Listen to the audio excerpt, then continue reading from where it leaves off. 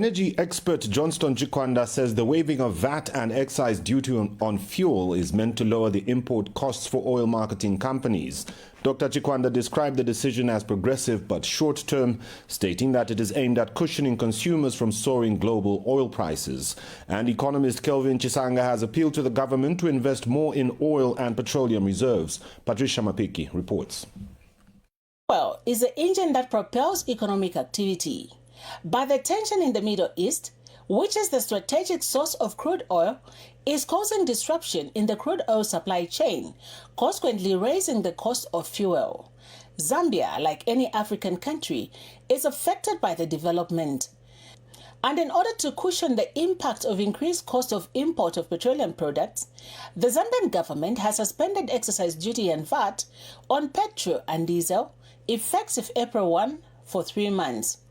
The move has alerted motorists in Lusaka. So if the government is able to cushion drivers or more people that own cars on such basis, then it's quite good. Thank you. I think that would be a really good move, looking at what is happening with the war and what we currently know that it will affect fuel. But if the government can actually assist in that way, I believe it will really cushion the fuel price. The fuel has been subsidized, so as a motorist who will be buying fuel, maybe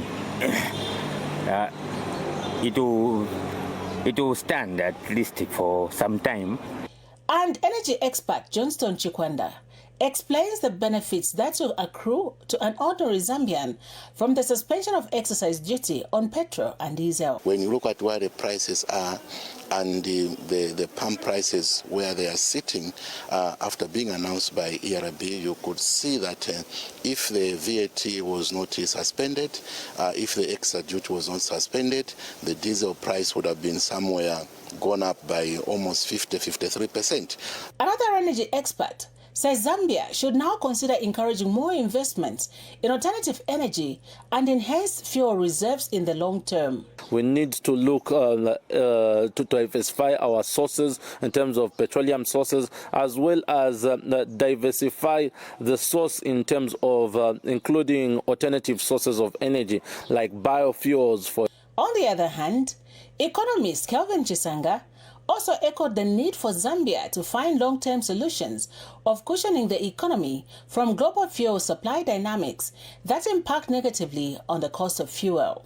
What government has done is more human to actually the whole scenario of this external shock, because if we didn't see all this coming, I think we'll be able to reach petrol even to something like 35, almost 38 kwacha per liter, which is not going to support the key fundamentals of this country.